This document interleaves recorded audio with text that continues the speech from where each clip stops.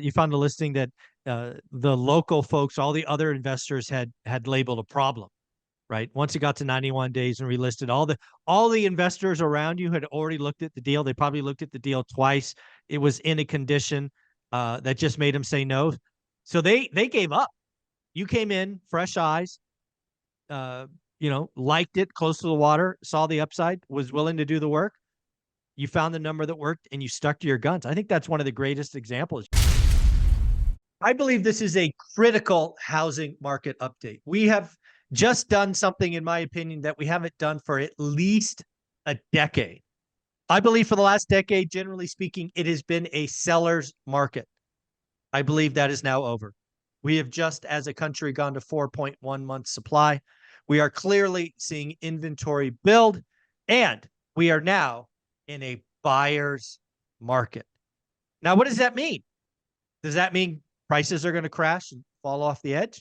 Does that mean creative financing picks up? What the heck does this mean? And what part of the market could we find some deals? We're going to have this conversation with a group that we call the Three Amigos. Matt, how are you? I'm doing great. How are you guys? Dude, Matt, it's been a decade, man. Do you remember the last buyer's market?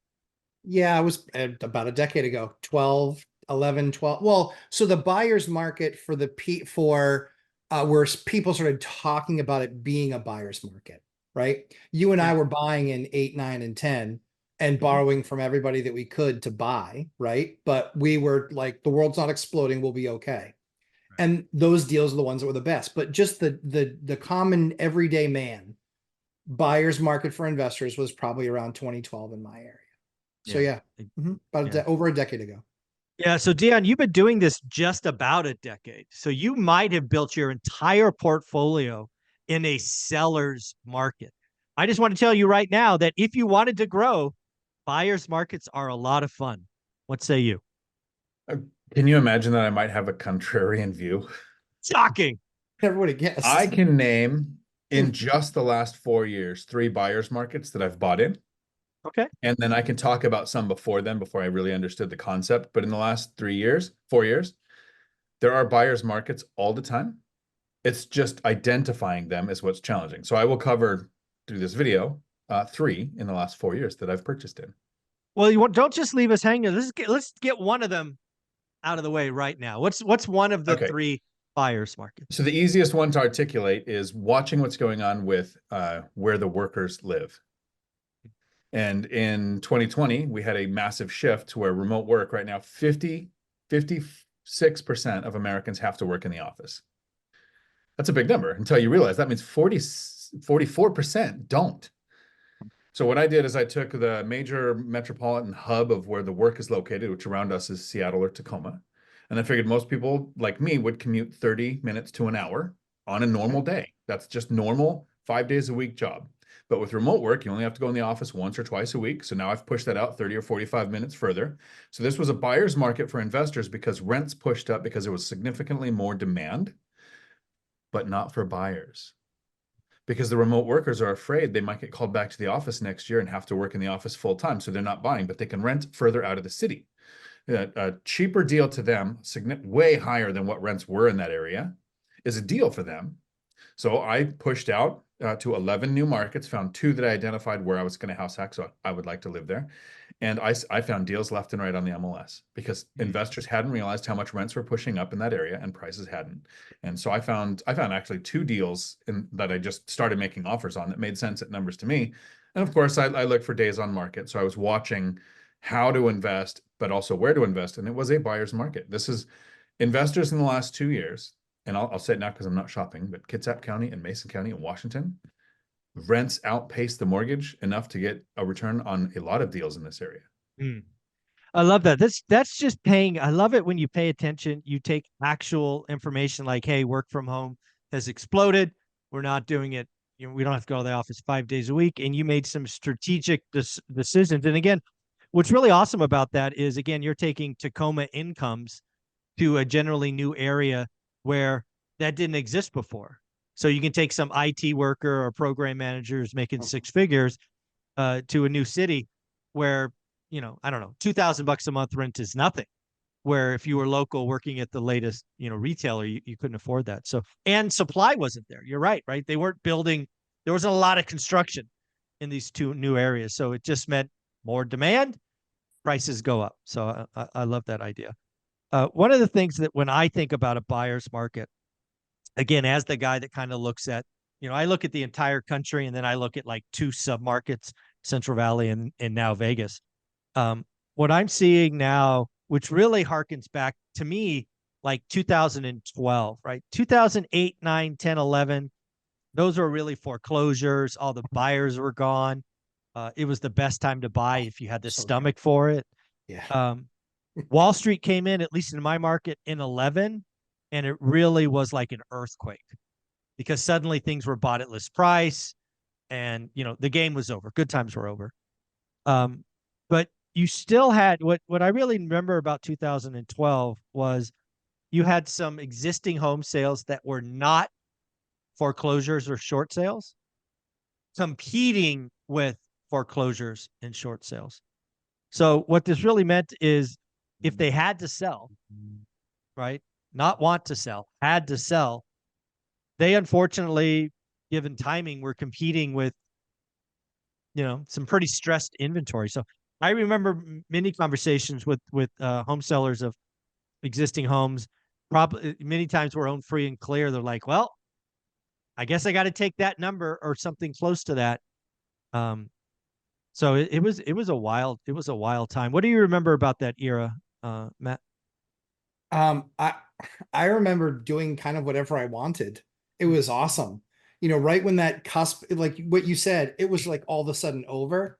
And you're like, oh, you have another offer? What is that? Where did that come from?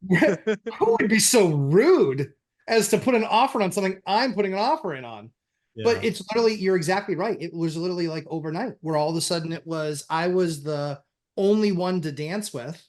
There were 55 duplexes in my market on market. Within 6 months, there were 12. Right. And I'm like, damn. And now on those 12, guess what? There's now multiple offers. Mm-hmm. And so, yeah, I mean, that's what I remember about it. And I think the interesting thing is that, new construction, because there was so much existing construction available, new construction wasn't building anything. But then in 2019, 2020, 2021, guess what happened? They started building a bunch of stuff.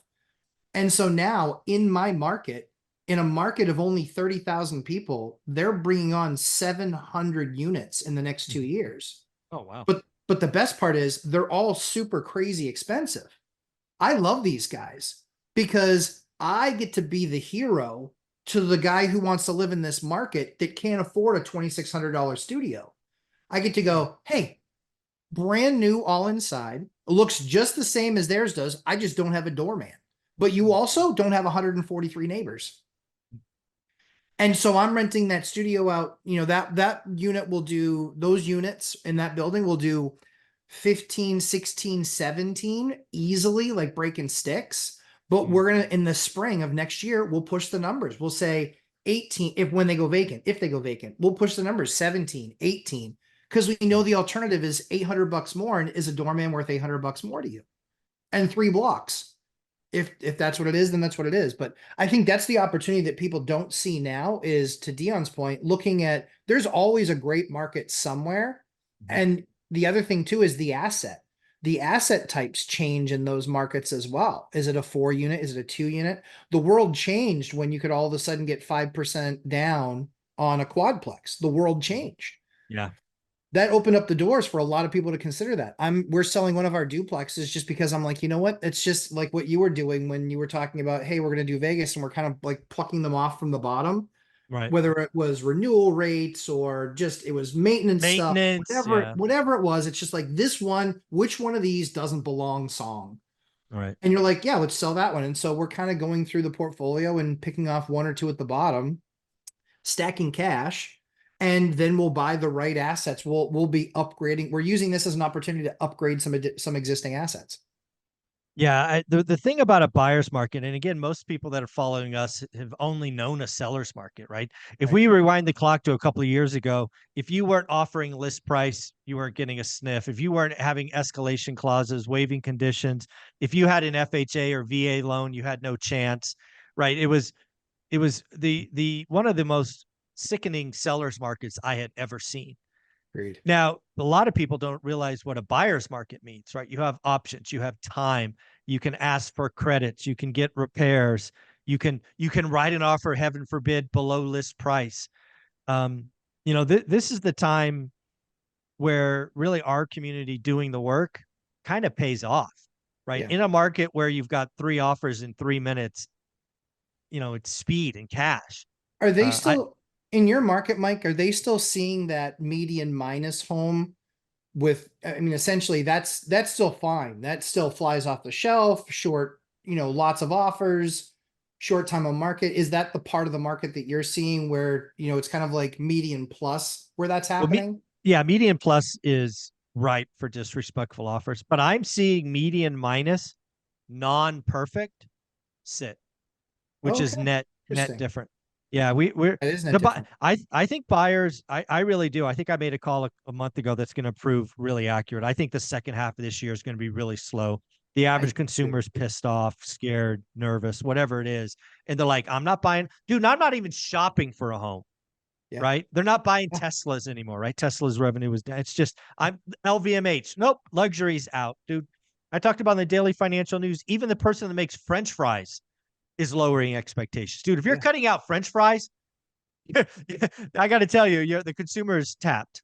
Some might even say median minus goes down 10%. Some might even say that the median price would go down 10%. Some might say that. There might be Some might be say why that. we had record high prices in June, though. Yeah. Yeah. Further to Somebody fall, might baby. say that. Further to fall. Oh, we're just gonna have to wait and see. Dude, your People are- timing is off. Your timing is off. It very well, absolutely could be. Yep, wouldn't be the first time. Yeah, no chance. There's no chance you go from where we are now to 10% below the start of the year. That's mathematically almost impossible. But it's a nice try. They're cutting out French fries, Mike. They French- are cutting out French fries. They're cutting out French fries, bro. So we have a potato of a chance. We've got a potato of a chance. There you go. There you go. Well, Dion, let's come back to you. You said there were 3. You gave us the first. What's the second? So let's put everybody in the mental state of where we were in 2020. World's ending. People don't have to pay rent. You can't evict them, right? And it's not easy to buy, but all of a sudden our cash is freed up. The powers that be said, you can take all of your money to $100,000, which for me was all of my money, out of your retirement accounts, no penalty. Yeah, we'll just forget that this year. So you got all this money to play with. Oh, also, we're going to lower rates so much that I'm an investor. At that point, I think I had 7 units.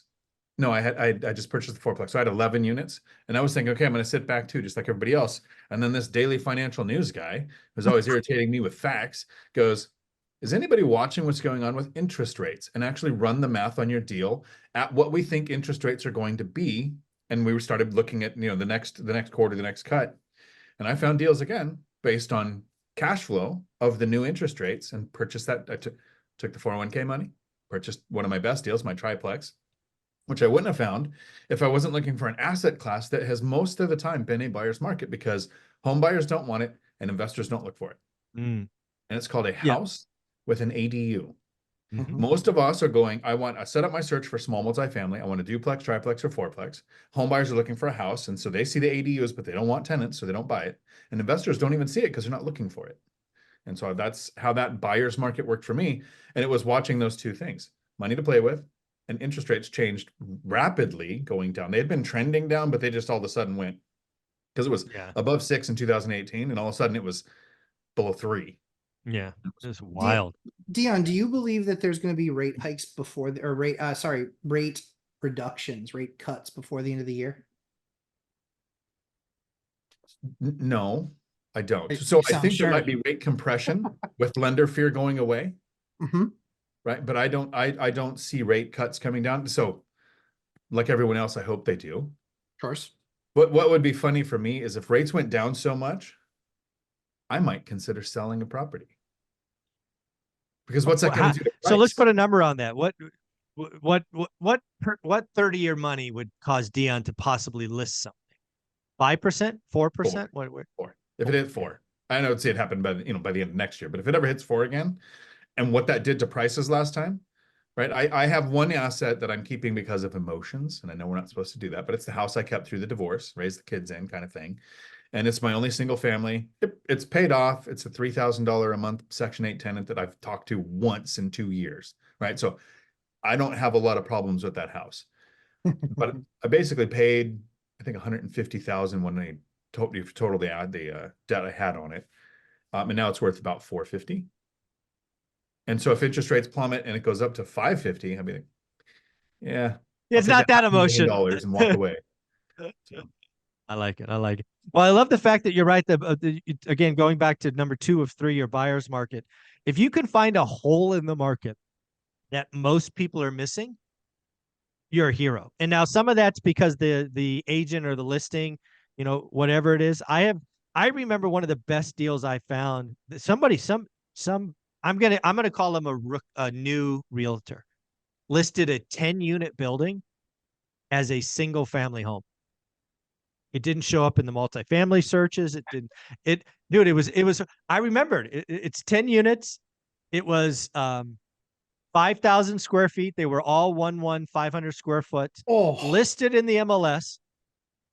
Listed in the MLS is a 1-bedroom, 1-bath, 500 square feet. I think it was asking like $500,000. It was like nobody in their right mind would look at this. I saw the picture and go, I think I know this house. Or I thought it was a house too, right?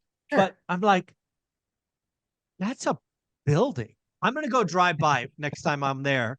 And sure enough, it was a building. It was 10-unit building listed as a single family home as a 1-1 for $500,000. I'm like, I am the only person that found this. And I think we got that for like 27 or 28% below list price, all because of the bad listing. So if you find a hole in the market, it's awesome.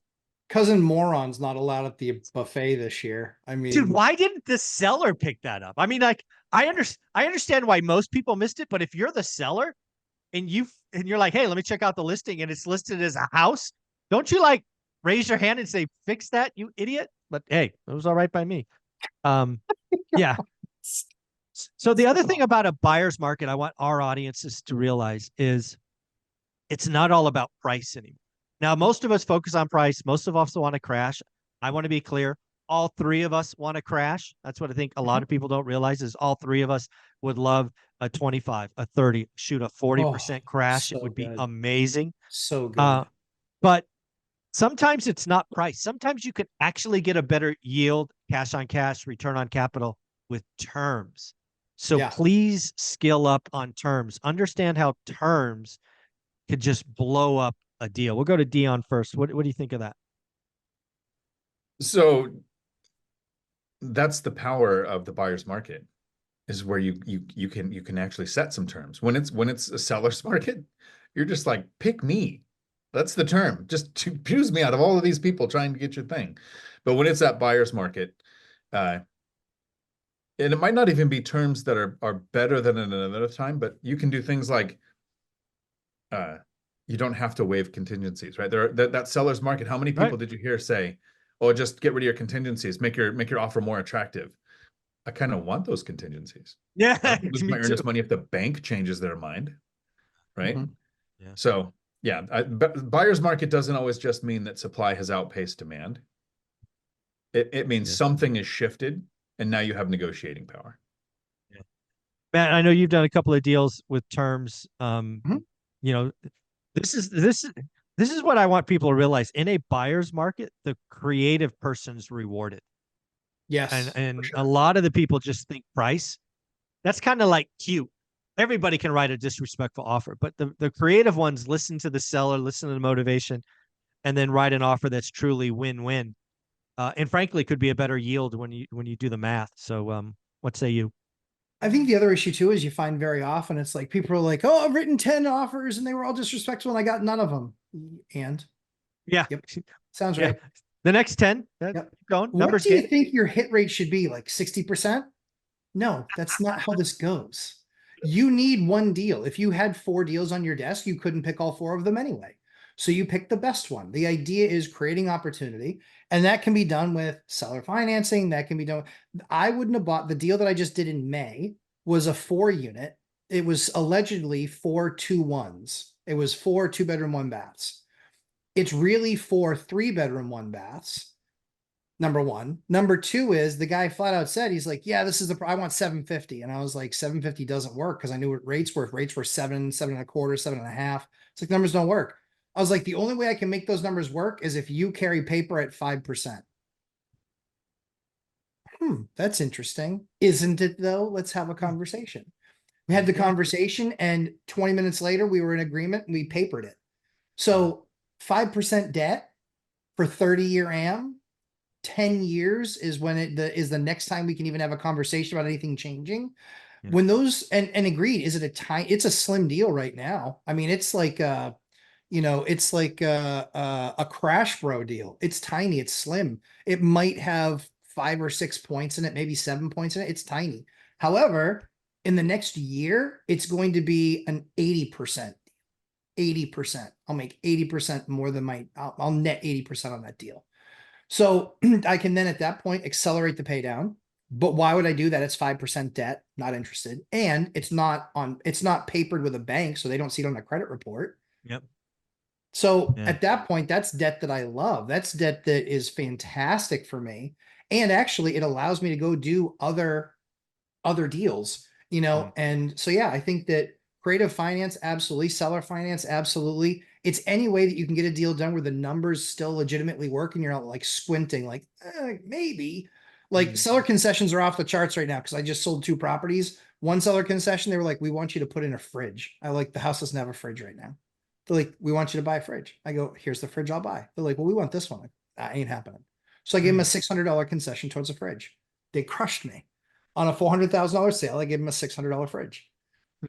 So, but again, medium minus. So yeah, I think that it's like what we always talk about. It's looking at the markets, like Dion's approach with looking at and making that circle bigger, and considering other markets, better understanding what those markets are. And then it's writing disrespectful offers in MLS, but and Dion, the lazy man method of only MLS.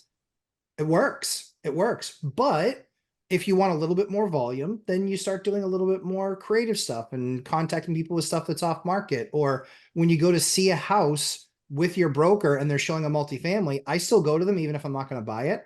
I want to know my market that well. And then we ask the question, do you have anything else that you'd consider selling? Yeah. And he's not under contract with an agent for that. So he doesn't have to worry about losing 5 points on that deal. I love that. Love that. Yeah. Again, I'm helping a couple of guys in Vegas, younger investors. They both found expired listings. Again, if you want to go find somebody who might want to sell or have to sell, go find an expired listing. And both of them found the sellers actually were neighbors in each case. Both own free and clear. Both sellers want yesterday's price. What I'm basically helping these 2 guys do is structure a deal where the buyers, can get yesterday's interest rate. Yeah. Right. If you can structure this, you can do the down payment, cash flow. It might work. Both of them are looking at house hacking, and yeah, I'm helping them try to get it done. It's time to do the work. Get creative, network, look for expired listings. This is the fun time, especially as demand pulls back. Supply is still sitting there. Some of these people have to sell, and it is your job to go find them. All right, Dion, you said there were 3. We've done 2. What's the final one? So it comes down to paying attention to what's shifting in the market, right? And so the earliest one that was life-changing for me would have been, I wanted to buy single family houses. They don't cash flow in my area. So I switched to small multifamily. And from 2013 to 2018, that was a very easy thing to do. Almost all of them cash flowed. And all of a sudden, One Rental at a Time comes out in 2018, and the news gets to more people. Bigger Pockets gets bigger around then. And so it's been a little more challenging since then. But after the first decade, you said it. In a seller's market, what is your friend? Speed. You got to get your offer in quick. You got to beat everybody else, at least get on the radar. I got half my portfolio that way. Getting an offer in quick, getting outbid, and then saying, hey, my offer's still good if that falls through, because they usually did, because it was just somebody trying to get on the list and then beat them up on negotiations, which you can't do in a seller's market. So they'd come back to me. But what I started doing, the new buyer's market, and we've talked about it here, is watching days on market. When I found something that had been on the market, and I originally went off of your advice of tripling what was average. So Beth talks about our area, and I was listening to her, and she said it's about 6 to 9 days. She looked at all the different counties. 6 to 9 days was days on market. So I looked at 30. I thought that was a good metric. And then someone said most of the brokerages in our state list for 90 days. So if a property's on 91 days or more, it's been relisted. They've talked to the owner. The owner has said, yes, I continue to want it listed. So I shifted to 90 days or more. And buyer's market, because we had all the negotiation power. You heard the disrespectful offer I did. I said my number. I've stayed at it. It was 100,000 lower than their offer, and they negotiated. They tried 4 different numbers, and I said, nope, that's my 400,000 is it. And we ended up settling there. And so the buyer's market can be watching days on market and figuring out, why is this sitting longer than normal? Because even in a seller's market, the clean stuff sells fast, right? Yeah. Somebody's still there going to buy that, because a lot of home buyers buy based on payment, Right. not yield or anything that we're looking at. And so for me in 2023, I closed on this deal in a buyer's market in 2023, which was not as a market-wide thing, a buyer's market, by watching days on market. Yeah. Yeah. You found a house, you found a listing that the local folks, all the other investors had labeled a problem, right? Once it got to 91 days and relisted, all the investors around you had already looked at the deal. They probably looked at the deal twice. It was in a condition that just made them say no. So they gave up. You came in, fresh eyes, liked it, close to the water, saw the upside, was willing to do the work. You found the number that worked and you stuck to your guns. I think that's one of the greatest examples. You found it was listed at 500. You wrote 4. They came down. You said 4. They came down. You said 4. Guess what? You got it for 4. What's the thing worth today? About 750. But I went to lunch with a local investor who did look at it and passed. And now that he's seen the finished product and didn't realize they would take 4, I said, well, it was listed at 5 for over 100 days. Yeah. They weren't going to take 5 because no one was going to offer it, because they would have taken it had they ever. So I'm trying to help that guy get into his next thing. Yeah, folks. Mike, go ahead. Quick question for you. So what I've found in my seller financing stuff has been that they are far more apt to take a lower interest rate than they are a lesser price. Oh, at 100%. So again, this is where we can win better, right? Oh, absolutely. I mean, I can't tell you, most of my seller finance deals, the day I closed, most people would say I overpaid. Yep. And I mean, the greatest example is that house the guy made me pay 20% more than it was worth. I got for 20%. What he never tells anybody is I got a 1% mortgage rate for 30 years fixed, fully amortized. I won because I wanted to hold forever. Like if I was a flipper, I'd have lost my ass. Of course. But I was going to hold it for 30 years, and at 1%, it just doesn't matter. Doesn't matter. Yeah. So I think that that's the really most important thing, is that too often people get focused on price. The buyer gets focused on price. And there's all sorts of investors. And it's not to say let's get crazy and pay double what a property is worth. No, but if you have a portfolio with other deals in it that are more conventional, you can have a portion of your portfolio where it's like, yeah, I paid 10% more than it was what it was worth. I mean, on that property for me, I might have paid 5% more than what it was worth, but I gave the guy the opportunity to sign and walk away and just get his payment on the first every single month. I kid you not, I pay him his mortgage payment through Venmo. Yeah. Every month he gets Venmo right out of my account. Yeah. I send one via Zelle. Yeah. Yeah. I just think that it's a major opportunity that people are going to miss out on, and they're going to be putting the wrong emphasis on the wrong syllable. They're going to be putting all of the focus on price and not on terms. And to your point, terms is where you really win and set yourself apart, not the price. Yeah. And again, so I'm helping Spencer and Jack here in Vegas try to get their deals done. And what I'm trying to get them to understand, they're in their first cycle, right? Going through this. And I'm like, I know you guys think price.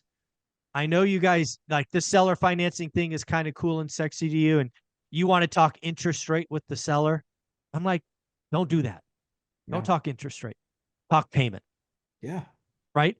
So again, I told them both, great. Go to the seller and say, hey, I could pay. I'm just going to make up a number, 500 grand.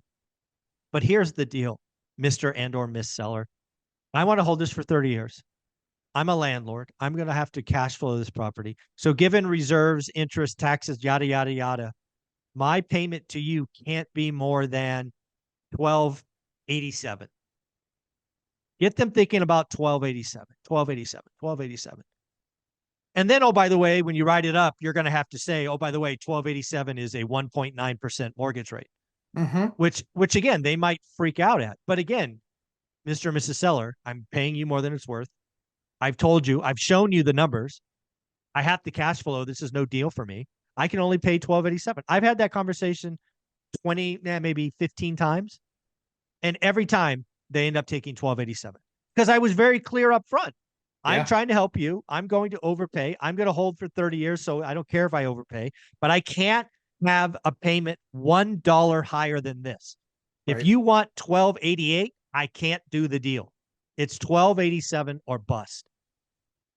The other thing, and there's nobody else they're dancing with. I'm the only one. Well, it's because you brought them to the gymnasium where the dance is actually happening.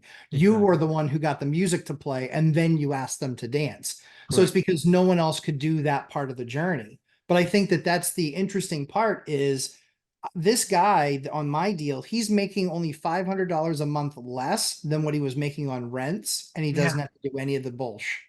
And so that's what I sold him on. I said, listen, here's what your number is. Yeah. And it's only $500 less than what you're doing now, and you have none of the noise. None of the noise. And oh, by the way, he saved on taxes. It's now an installment loan. Absolutely. Right? And I told him too, I said, and property management, you'd have lost that $500 anyway. Exactly. You'd have lost almost all that $500 anyway. So these are huge win-wins opportunities for people. And I think now is the time. Let them get that big, huge, awful, ugly, sexy, big number to them that's ugly to you. And sounds good, but to your point, hey, 1287 is what I got to pay. That's it. So my only option. Yeah, 1288 is not a deal. Deal. Absolutely. Yeah, absolutely. All right, Dion, wrap us up. Where can people find you? Again, I think a buyer's market is here for the average folks. You've clearly, once again, proven not only you're a contrarian, but you are not average. So thank you for your 3 examples. Where do we go from here? Well, you can find me right here on YouTube, Dion Talk Financial Freedom, where I make videos that irritate a lot of people because I'm actually proving things like housing is exactly, the literal term exactly, as affordable today as it was in the year 2000. Mind blown. Matt, where can they find you? They can find me on the amazing One Rental at a Time channel with my buddy Dion, who is so beautiful that he's the bald guy without a hat. But you can also find me on, and the 2 guys with massive heads of hair. Of course, we have hands on. Exactly. Because this is a job. But you can check me out, Lumberjack Landlord, YouTube and Instagram. Thanks, guys. You're amazing.